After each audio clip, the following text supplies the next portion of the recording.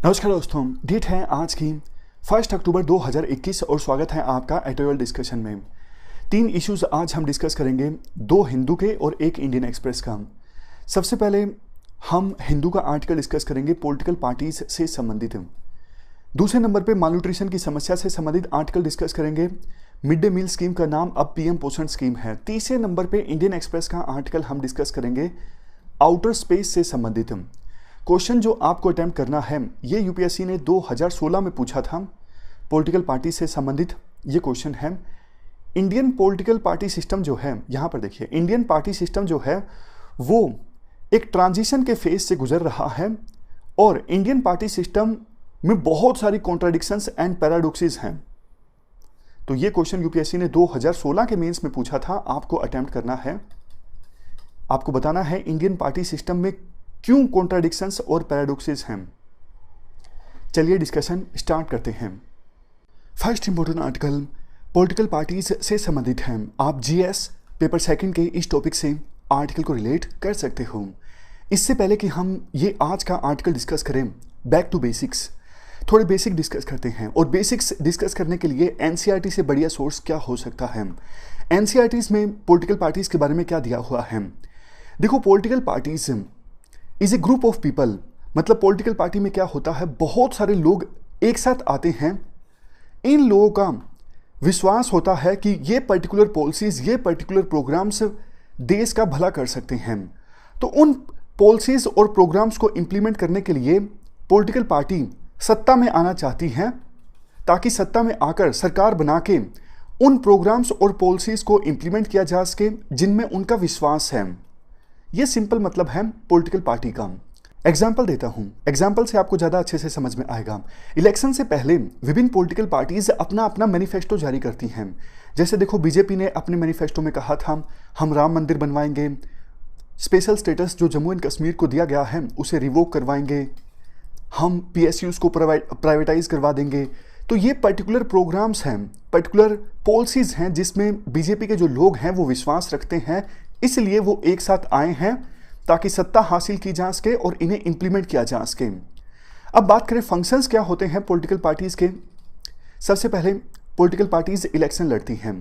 दूसरे नंबर पे political parties अपनी अपनी पॉलिसीज और प्रोग्राम्स को जनता के सामने रखती हैं ताकि जनता डिसाइड कर सके कि उन्हें किसे वोट देना है। तभी तो पॉलिटिकल पार्टीज मैनिफेस्टो जारी करती हैं अपने प्रोग्राम्स और पॉलिसीज को जनता के सामने रखने के लिए। तीसरे नंबर पे पॉलिटिकल पार्टीज कानून बनवाने में डिसाइसिव रोल प्ले करती हैं। अब आपके मन में आया होगा, अरे कानून पॉलिटिकल पार्टी थोड़ी ना बनाती हैं, कानून तो बनाया जाता है लेजिस्लेचर के द्वारा, यानी पार्लियामेंट के द्वारा या फिर स्टेट असेंबली के द्वारा। जी हाँ, बिल्कुल सही। लेकिन देखो, जैसे अभी बीजेपी की मेजोरिटी है पार्लियामेंट में, इसलिए पार्लियामेंट में कौन सा बिल आएगा कौन सा नहीं आएगा ये डिसाइड करने में पॉलिटिकल पार्टीज का भी इन्फ्लुएंस रहता है।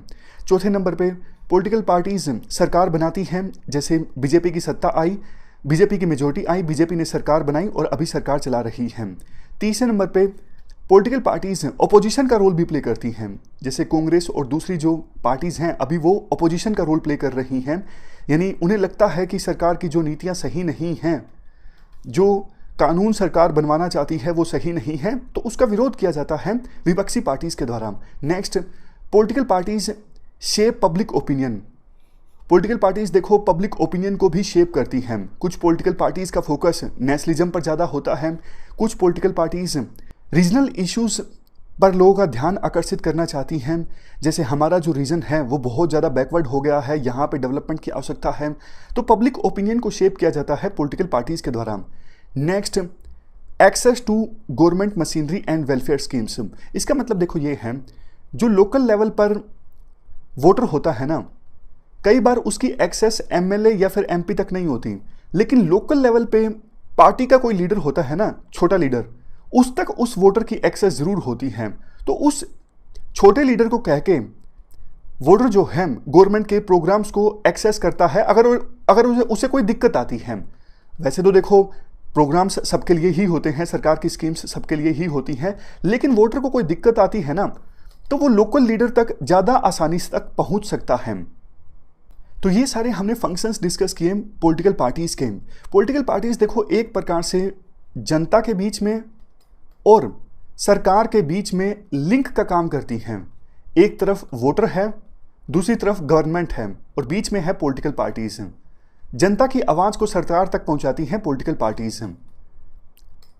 लेकिन देखो, प्रॉब्लम ये है, यूएसए का जो संविधान है ना, वो पॉलिटिकल पार्टीज की एग्जिस्टेंस को एक्नॉलेज नहीं करता है। यानी यूएसए के संविधान में पॉलिटिकल पार्टीज का मेंशन नहीं मिलता है।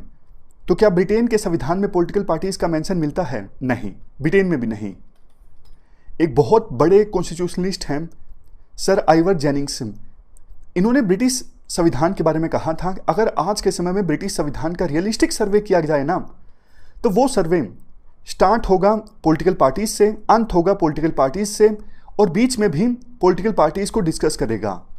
तो एक प्रकार से ये कोट देकर उन्होंने पॉलिटिकल पार्टीज की इंपॉर्टेंस को बताया था। चलो बात करते हैं इंडिया की। क्या हमारे देश के संविधान में पॉलिटिकल पार्टीज का मेंशन है? नहीं, हमारे देश के संविधान में भी पॉलिटिकल पार्टीज का मेंशन नहीं है। पॉलिटिकल पार्टीज एक्स्ट्रा कॉन्स्टिट्यूशनल हैं।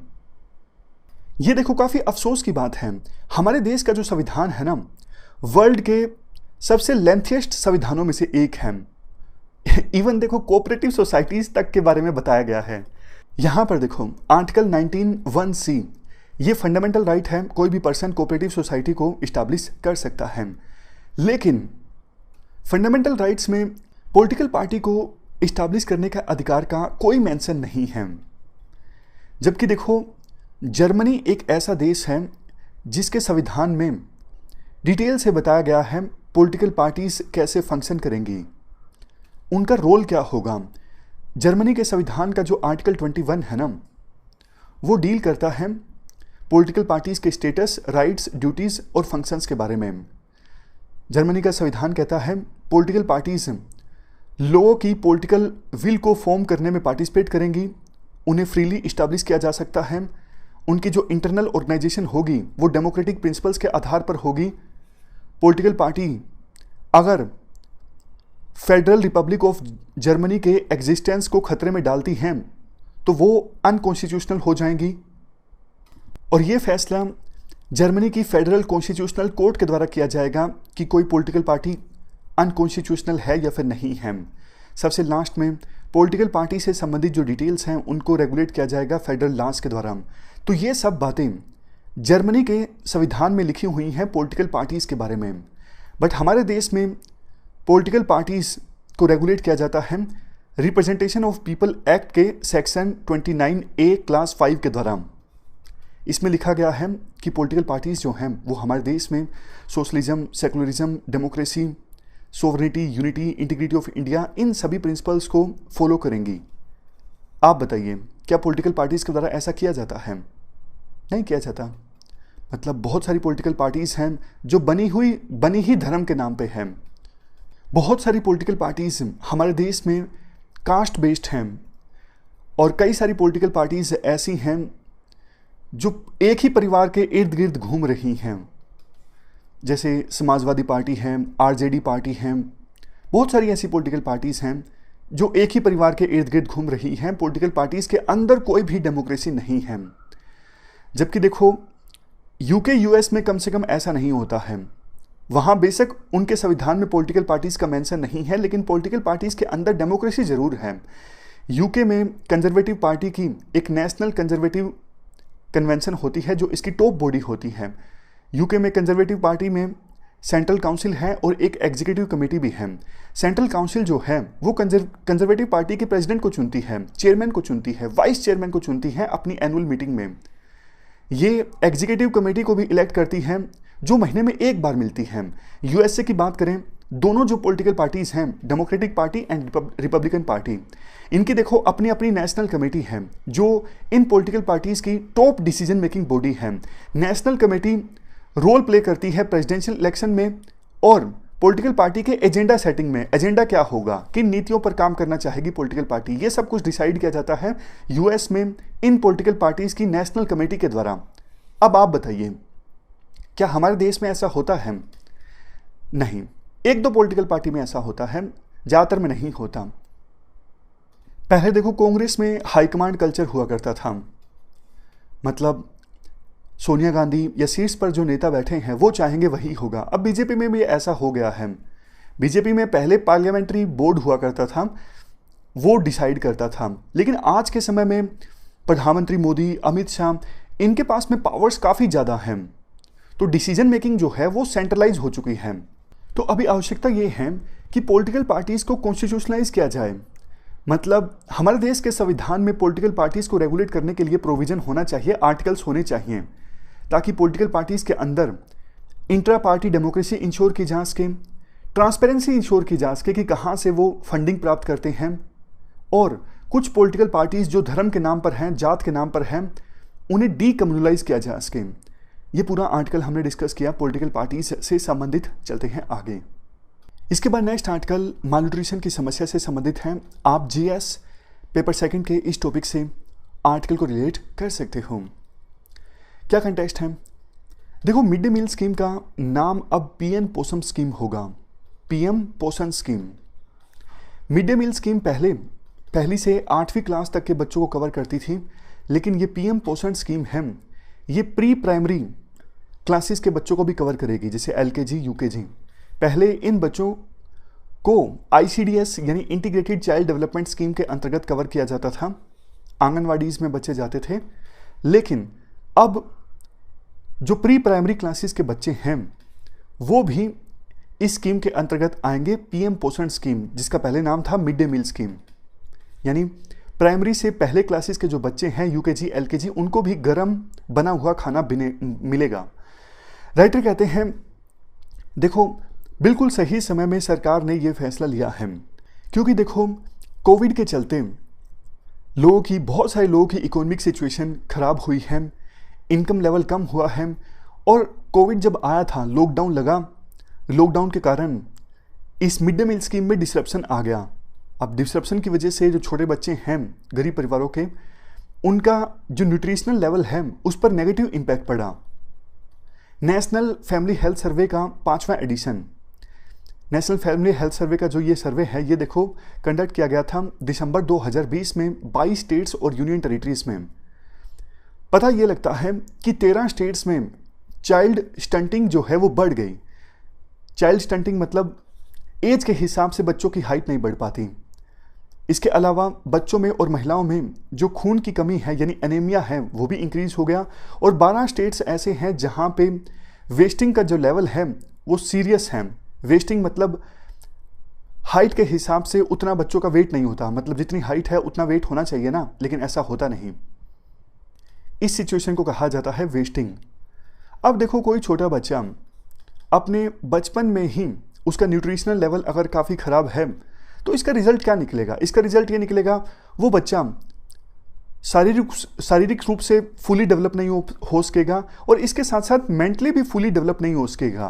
तो ऐसे बच्चे जिनका न्यूट्रिशनल लेवल ख़राब होता है वो अपने पोटेंशियल को फुली यूटिलाइज नहीं कर पाते, क्योंकि वो फुली डेवलप नहीं हो पाते। उनकी जो एडल्ट लाइफ है उसमें भी प्रोडक्टिविटी काफ़ी ख़राब रहती है। इसके बाद राइटर कहते हैं, देखो 11.8 करोड़ बच्चे कवर होंगे इस पीएम पोषण स्कीम के अंतर्गत, और कुछ ज़्यादा न्यूट्रिशनल एलिमेंट्स दिए जाएंगे एस्पायरेशनल डिस्ट्रिक्ट्स में बच्चों को, और उन एरियाज में बच्चों को जहां पे हाई एनीमिया की शिकायत है, यानी बच्चों में खून की कमी की शिकायत है, वहां पे कुछ सप्लीमेंट्री न्यूट्रिशनल एलिमेंट्स भी ऐड किए जाएंगे फूड मील में। और भी काफ़ी सारे अच्छे प्रोविजंस हैं देखो इस पीएम पोषण स्कीम में। एक तो जैसा हमने डिस्कस किया, अब प्री प्राइमरी चिल्ड्रन को भी इस स्कीम का लाभ मिलेगा। सोशल ऑडिटिंग होगी इस स्कीम की, और स्कूल में ही न्यूट्रिशनल गार्डन इस्टेब्लिश किए जाएंगे, मतलब जैसे सब्जियां उगा दी स्कूल में, ताकि मिड डे मील स्कीम के लिए नाम अब मिड डे मील स्कीम नहीं रहा, पीएम पोषण स्कीम के लिए सब्जियां जो हैं वो स्कूल से ही अवेलेबल हो सकें। इससे बच्चों को भी काफ़ी सीखने को मिलेगा। बच्चों को आपस में कुकिंग कंपटीशन भी करवाया जा सकता है कि ना सिर्फ उन्हें खाना मिले, वो खाना बनाना भी सीखें। फार्मर प्रोड्यूसर ऑर्गेनाइजेशन से कोलैबोरेशन होगा, ताकि फार्मर प्रोड्यूसर ऑर्गेनाइजेशन जो हैं वो लोकल लेवल पे ही अपनी जो प्रोड्यूस है उसको स्कूलों में अवेलेबल करवा सकें। इसके साथ साथ लोकल फूड ट्रेडिशंस का भी ध्यान रखा जाएगा। जंक फूड जो है वो देखो आजकल काफ़ी ज़्यादा प्रमोट हो रहा है। स्कूलों में अगर लोकल फूड ट्रेडिशन के बारे में बच्चों को अवेयर करवाया जाए इस गरम मील की सहायता से, तो हमारी जो फूड सभ्यता है वो बची रह सकेगी और बच्चों का जो ध्यान है वो ज़्यादा जंक फूड की तरफ नहीं जाएगा। इसके बाद राइटर कहते हैं देखो ये सारी चीज़ें तो अच्छी हैं, बट इस बात पर भी डिपेंड करता है कि सरकार इस स्कीम को इंप्लीमेंट करने के लिए कितना बजट का प्रोविजन करती है और कैसे आउटकम निकल के आती है। स्कीम की आउटकम निकलना अच्छी चीज़ है। अब जैसे देखो एग्जाम्पल के तौर पर हम एडिटोरियल डिस्कस कर रहे हैं, लेकिन इससे आप अगर कुछ सीखते नहीं, आप नाम का सुन लेते हो लेकिन कुछ सीखते नहीं, उसे इंप्लीमेंट नहीं करते आंसर राइटिंग में, तो इसका मतलब आउटकम जो है डिस्कशन की उतनी ज़्यादा नहीं है। अच्छा तो ये होगा ना, आप जो सीख रहे हो, आप जो सुन रहे हो उसे आप इंप्लीमेंट करो, उसको सुन के आप क्वेश्चन सोल्व करो, तब जाके इस डिस्कशन की जो आउटकम है वो अच्छी होगी। उसी प्रकार से देखो सरकार पीएम पोषण स्कीम चला देती है, लेकिन बीच में करप्शन हो जाता है, इससे जो न्यूट्रिशनल लेवल इंप्रूव करना है बच्चों का वो नहीं हो पाता, तो फिर स्कीम चलाने का फायदा ही क्या, है ना।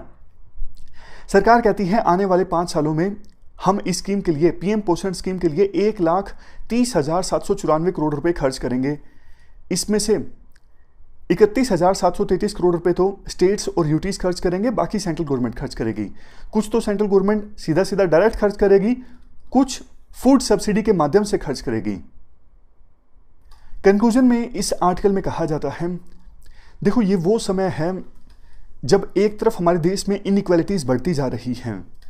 हाल ही में एक वेल्थ सर्वे आया था जिसमें बताया गया कि अंबानी ग्रुप के पास में 7,18,000 करोड़ रुपए हैं। दूसरी तरफ एक बड़ा सेक्शन ऐसा है जो 2 वक्त की रोटी का प्रोविज़न भी नहीं कर पाता। मालन्यूट्रिशन की समस्या देखो ज़्यादा रहती है तो देश का बहुत ज़्यादा नुकसान है।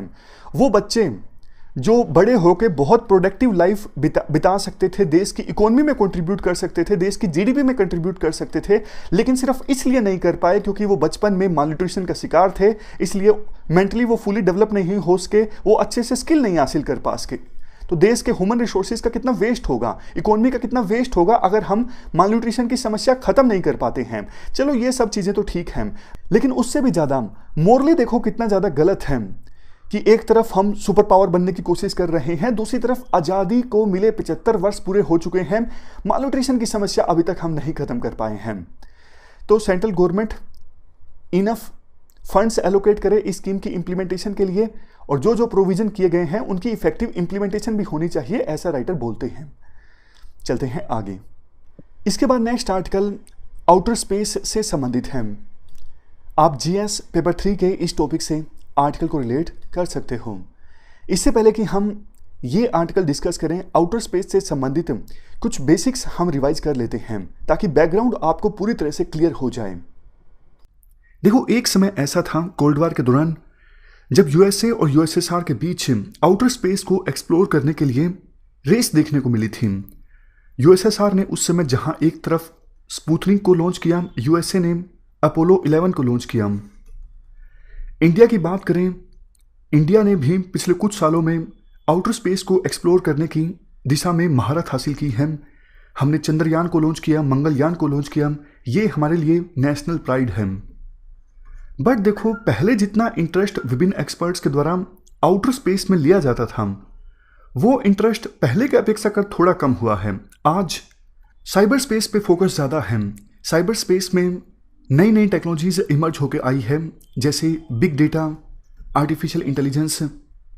अगर देखो हम इसके बाद बात करें आउटर स्पेस में हाल फिलहाल में कौन सी रिसेंट एक्टिविटीज़ हुई हैं, कहा जाता है आर्टिकल में इवन कोविड-19 की महामारी के बावजूद विभिन्न देशों की स्पेस एजेंसीज ने जो वेरियस मिशंस प्लान किए थे, उन मिशंस को लॉन्च किया गया तय समय सीमा के अनुसार। जैसे चाइना और यूएसए ने मार्स मिशन को लॉन्च किया, यूएई का मार्स ऑर्बिटर मिशन, चाइना ने अपने बैडू सैटेलाइट नेविगेशनल सिस्टम को कंप्लीट कर लिया। यूएसए का स्पेस कमांड स्टेटमेंट कहता है कि रशिया ने हाल ही में space based anti satellite weapon को टेस्ट किया। मतलब महामारी के बावजूद बहुत सारी एक्टिविटीज़ हुई आउटर स्पेस में। इसके बाद आर्टिकल में स्पेस इंडस्ट्री की ग्रोथ की बात की जाती है। पिछले कुछ सालों में स्पेस इंडस्ट्री बहुत तेज़ी से ग्रो हुई है। आज देखो लो अर्थ ऑर्बिट में पहुंचना बहुत ज़्यादा सस्ता हो गया है। पहले लो अर्थ ऑर्बिट में सैटेलाइट को लॉन्च करने के लिए नासा कितने रुपए चार्ज करता था? 54,500 पर किलोग्राम। लेकिन अब स्पेस एक्स एडवर्टाइज कर रही है कि अगर आपको सैटेलाइट लॉन्च करना है लो अर्थ ऑर्बिट में तो हम 1 किलोग्राम के लिए $2,720 चार्ज करेंगे। तो सोच के देखिए कितना सस्ता हो गया है आज के समय में सैटेलाइट को लॉन्च करना लो अर्थ ऑर्बिट में, और आने वाले 10 सालों में और भी सस्ता हो जाएगा। हो सकता है 2030 में 1 किलोग्राम के हिसाब से $100 लगे लो अर्थ ऑर्बिट में सैटेलाइट को लॉन्च करने के लिए। ह्यूमन स्पेस ट्रैवल की पॉसिबिलिटीज को बहुत ही ज़्यादा तेजी से एक्सप्लोर किया जा रहा है वेरियस कंट्रीज की स्पेस एजेंसीज के द्वारा और इवन प्राइवेट कंपनीज के द्वारा। For example space x. Bank of America की एक रिपोर्ट कहती है आज स्पेस मार्केट $350 बिलियन की है और 2050 तक स्पेस मार्केट $2.7 ट्रिलियन की हो जाएगी। देखो, जैसा रास्ता सॉफ्टवेयर इंडस्ट्री के द्वारा चूज किया गया था वैसा ही रास्ता स्पेस इंडस्ट्रीज के द्वारा भी चूज किया जा सकता है। मैं आपको एग्जांपल देता हूं। एप्पल ने अलाउ किया कि जो प्राइवेट डेवलपर्स हैं वो अपनी अपनी एप्लीकेशन लॉन्च कर सकते हैं एप्पल के प्लेटफॉर्म पे। उसके बाद गूगल ने भी अपना गूगल प्ले स्टोर लॉन्च कर दिया। इस गूगल प्ले स्टोर पे आप भी अपनी एप्लीकेशन लॉन्च कर सकते हो। तो यही मॉडल स्पेस इंडस्ट्री में भी फॉलो किया जा सकता है। आप एग्जांपल देखिए, स्पेस एक्स का एक प्रोजेक्ट है स्टारलिंक। इस प्रोजेक्ट में 10,000 के आसपास छोटे छोटे सैटेलाइट्स लॉन्च किए जाएंगे लो अर्थ ऑर्बिट में। तो ये 10,000 सैटेलाइट्स का जो ग्रुप होगा, कॉन्स्टेलेशन होगा लो अर्थ ऑर्बिट में, ये पूरे वर्ल्ड में इंटरनेट सर्विसेज प्रोवाइड करेगा। तो इस प्रोजेक्ट की सहायता से डिजिटल डिवाइड जो है बहुत ज़्यादा कम होगा। सभी लोग डिस्टेंस एजुकेशन प्राप्त कर सकेंगे, टेलीमेडिसिन जैसी सर्विसेज का लाभ उठा सकेंगे। इसी प्रकार का प्रोजेक्ट अमेजोन का भी है। प्रोजेक्ट का नाम है प्रोजेक्ट कूपियर। अब इस प्रोजेक्ट को अप्रूवल मिल गया है यूएस फेडरल कम्युनिकेशन कमीशन से। अमेजोन के इस प्रोजेक्ट कूपियर में 3,000 माइक्रो सैटेलाइट्स लॉन्च किए जाएंगे। बाद में इनकी संख्या इंक्रीज भी हो सकती है। इसके अलावा देखो, दूसरी कंपनीज जैसे प्लैनेट, स्पायर ग्लोबल, आईसी, ये ऑर्बिटल वेंटेज पॉइंट्स का इस्तेमाल कर रही हैं डेटा को कलेक्ट करने के लिए, डेटा को एनालाइज करने के लिए, ताकि बेहतर वेदर फोरकास्टिंग हो सके, global logistics, crop harvesting, disaster response, इन सब चीज़ों में फर्दर इंप्रूवमेंट लाई जा सके। देखो, स्पेस जो है हाईटेक मैन्युफैक्चरिंग जायंट्स के लिए भी काफ़ी ज़्यादा अट्रैक्टिव है। जैसे अमेजोन, कल को और भी बड़ी बड़ी companies for example Google, Facebook, ये भी स्पेस में और ज़्यादा पॉसिबिलिटीज़ को एक्सप्लोर कर सकती हैं। तो ये तो हमने बात की आउटर स्पेस सेक्टर में ग्रोथ की। अब इसके बाद राइटर चैलेंजेस की भी बात करते हैं।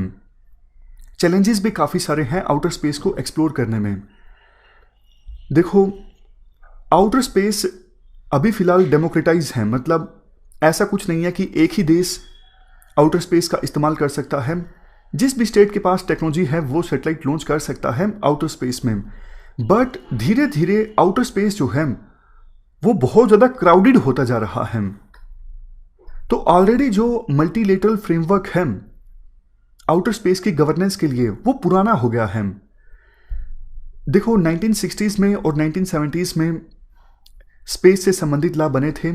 फॉर एग्जांपल 1967 की ट्रीटी है आउटर स्पेस ट्रीटी।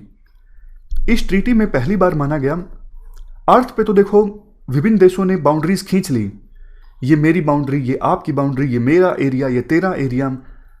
कम से कम आउटर स्पेस में बाउंड्रीज ना खींची जाए, पूरी मानवता की भलाई के लिए आउटर स्पेस का इस्तेमाल किया जाए, ऐसा माना गया था 1967 की ट्रीटी में, आउटर स्पेस ट्रीटी 1967।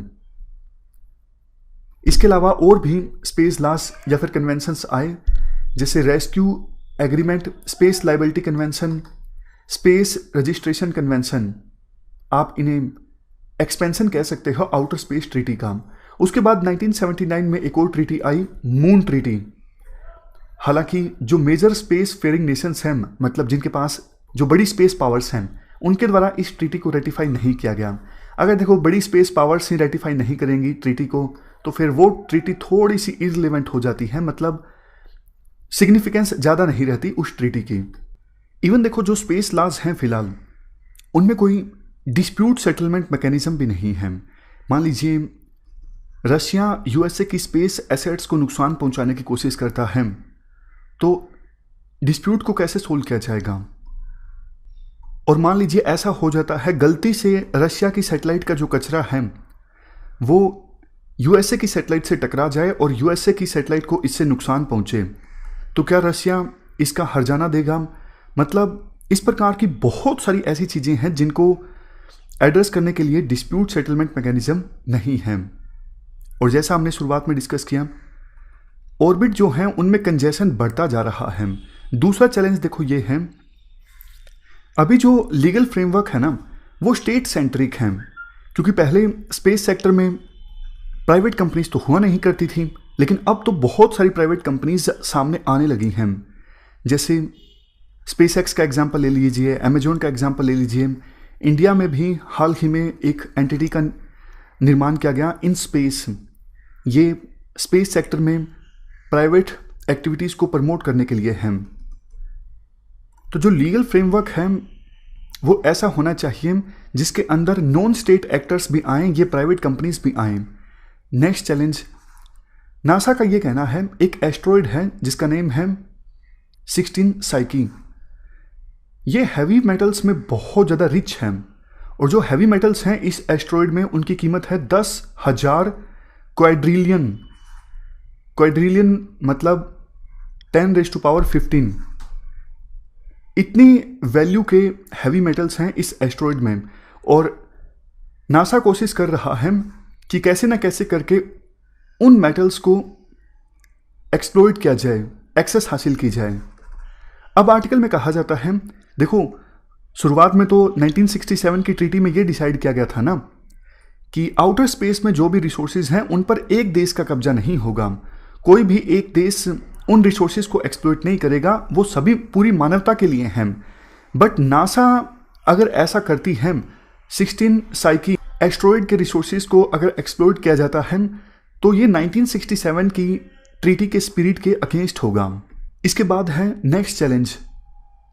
देखो आउटर स्पेस का इस्तेमाल आज के समय में विभिन्न स्पेस पावर्स के द्वारा किया जा रहा है अपनी मिलिट्री कैपेबिलिटीज़ को इन्हेंस करने के लिए, दोनों तरह से। एक तो देखो जो सैटेलाइट्स लॉन्च किए जाते हैं, फॉर एग्जांपल कम्युनिकेशन सैटेलाइट, उन सैटेलाइट्स का इस्तेमाल होता है ग्राउंड लेवल पे मिलिट्री कैपेबिलिटीज़ को स्ट्रेंथन करने के लिए। दूसरा, आउटर स्पेस में भी मिलिट्री एक्टिविटीज़ हो रही हैं।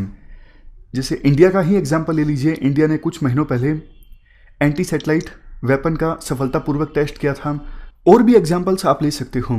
जैसे देखो अब मान लीजिए ये स्पेस एक्स कंपनी है, ये यूएसए की कंपनी है, इनका प्रोजेक्ट तो है ये स्टारलिंक, जिसमें ये बहुत सारे सैटेलाइट्स लॉन्च करेंगे और पूरे वर्ल्ड में इंटरनेट सर्विस प्रोवाइड करेंगे।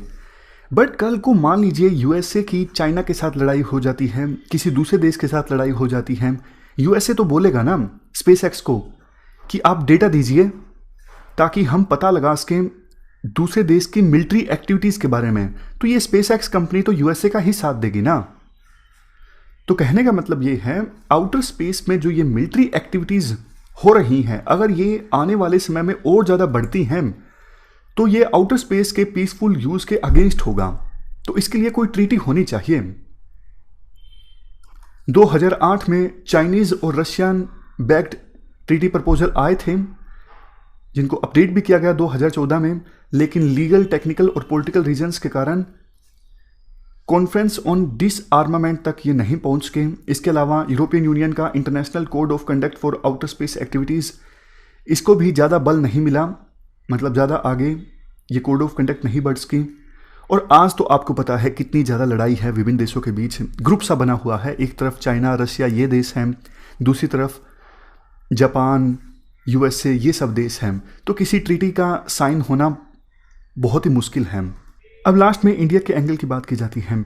इंडिया ने भी स्पेस में बहुत ज़्यादा इन्वेस्ट किया है। हमारी स्पेस एजेंसी भी काफ़ी सारे मिशंस को लॉन्च करने वाली है आने वाले दिनों में, जैसे मून पर landing, first Indian solar observatory, first manned space flight mission, और सबसे लास्ट में अपना खुद का स्पेस स्टेशन इस्टेब्लिश करना 2030 में।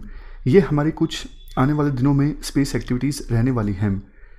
तो इनसे जाहिर होता है इंडिया भी अपने आप को एक बड़ी स्पेस पावर के रूप में देखता है, लेकिन इसके लिए हमारे देश में कानून होना ज़रूरी है स्पेस सेक्टर को रेगुलेट करने के लिए। जैसा शुरुआत में हमने डिस्कस किया था, इन स्पेस एक बॉडी इस्टेब्लिश की गई है, डिपार्टमेंट ऑफ स्पेस के अंदर ये बॉडी आती है प्राइवेट सेक्टर की एक्टिविटीज़ को प्रमोट करने के लिए और रेगुलेट करने के लिए। बट देखो, हमें एक स्पेस लेजिस्लेशन की भी आवश्यकता है जो टेक्निकल, लीगल, कॉमर्शियल, डिप्लोमेटिक और डिफेंस गोल्स के बीच एक सामंजस्य स्थापित कर सके। इसके साथ साथ इंडिया को आवाज़ उठानी चाहिए कि आउटर स्पेस को रेगुलेट करने के लिए ग्लोबल गवर्नेंस, रेगुलेटरी और आर्म्स कंट्रोल के लिए भी कोई ट्रीटी होना जरूरी है। तो ये तो हमने पुराना आर्टिकल रिवाइज किया। आज का जो आर्टिकल है वो आउटर स्पेस में इंडिया और यूएसए के कोऑपरेशन पर फोकस करता है। देखो, पिछले 20 सालों में इंडिया और यूएसए के बीच काफ़ी सारे एरियाज में कोऑपरेशन हुआ है, इंक्लूडिंग साइबर स्पेस। अब बात की जा रही है दोनों देशों के लीडर्स के द्वारा कि आउटर स्पेस में भी कोऑपरेशन हो सकता है। परंपरागत रूप से यूएसए का डोमिनेशन रहा है आउटर स्पेस में। कोल्ड वार के दौरान यूएसएसआर यूएसए को चैलेंज कर रहा था आउटर स्पेस में यूएसए के डोमिनेशन को खत्म करने के लिए। अब चाइना चैलेंज कर रहा है यूएसए को आउटर स्पेस में, यानी चाइना यूएसए को रिप्लेस करके मेजर स्पेस पावर बनना चाहता है। तो चाइना की जो स्पेस कैपेबिलिटीज एक्सपेंड हो रही हैं और चाइना आउटर स्पेस में डोमिनेट करना चाहता है, इसे काउंटर करने के लिए इंडिया और यूएसए एक साथ काम कर सकते हैं।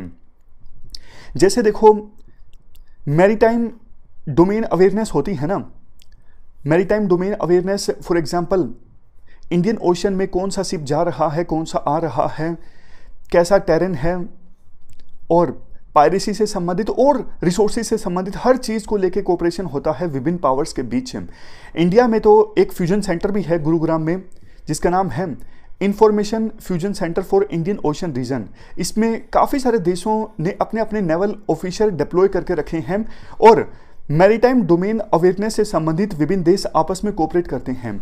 उसी प्रकार से देखो, स्पेस सिचुएशनल अवेयरनेस को लेके विभिन्न देश आपस में कोऑपरेट कर सकते हैं। खास करके यहाँ पे बात की जा रही है इंडिया और यूएस की।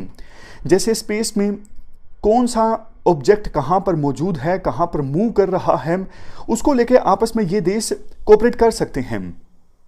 आज के समय में स्पेस देखो हमारी डेली लाइफ का एक इंटीग्रल पार्ट है। कम्युनिकेशन जो होता है वो स्पेस में मौजूद सैटेलाइट्स की सहायता से होता है।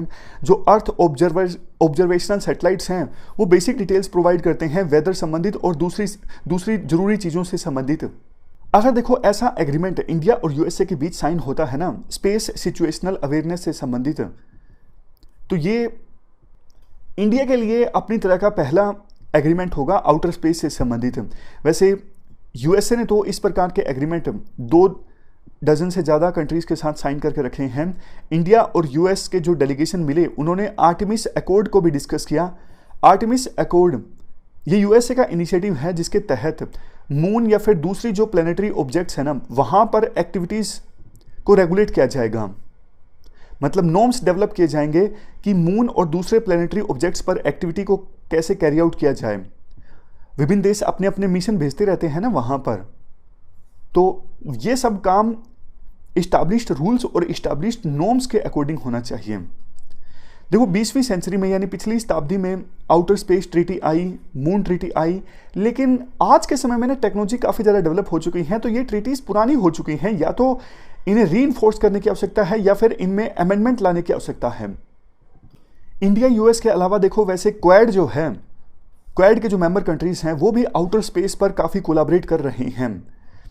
एक new space working group setup किया गया है क्वाड के द्वारा, जो कि आइडेंटिफाई करेगा कि ये 4 देश आपस में मिलके कौन सी अपॉर्चुनिटीज़ को एक्सप्लोर कर सकते हैं। ये 4 देश मिलके सैटेलाइट डेटा को शेयर करेंगे पीसफुल पर्पजेस के लिए, जैसे monitoring climate change, disaster response, preparedness, sustainable use of oceans, marine resources और शेयर डोमेन में चैलेंजेस के प्रति रिस्पॉन्ड करना। राइटर ये सजेस्ट करते हैं, देखो आउटर स्पेस को लेके जहां इंडिया दूसरे देशों के साथ अब लगातार कोऑपरेट कर रहा है, तो एक नेशनल पॉलिसी एक्शन भी होना चाहिए हमारे देश में आउटर स्पेस को लेके। कुछ तो रिफॉर्म्स सरकार लेकर आई है आउटर स्पेस के लिए, जैसे प्राइवेट सेक्टर को अलाउ किया गया है स्पेस एक्टिविटी में पार्टिसिपेट करने के लिए। बट देखो ये इनफ नहीं है। बेशक इंडिया आउटर स्पेस से संबंधित डायलॉग अब कर रही है यूएस, जापान और फ्रांस के साथ, ये इनफ नहीं है। अर्जेंट ध्यान देने की आवश्यकता है आउटर स्पेस पर। जैसे 2015 में प्रधानमंत्री मोदी इंडियन ओशन में मौजूद कंट्रीज में गए थे, सागर पॉलिसी आई थी, तो एकदम से इंडियन ओशन रीजन पर अटेंशन बढ़ गया था। उसी प्रकार से आउटर स्पेस पर अभी अर्जेंट ध्यान देने की आवश्यकता है। तो ये हमने पूरा आर्टिकल डिस्कस किया। हमारी आज की इस डिस्कशन में इतना ही है। Thank you very much for discussion.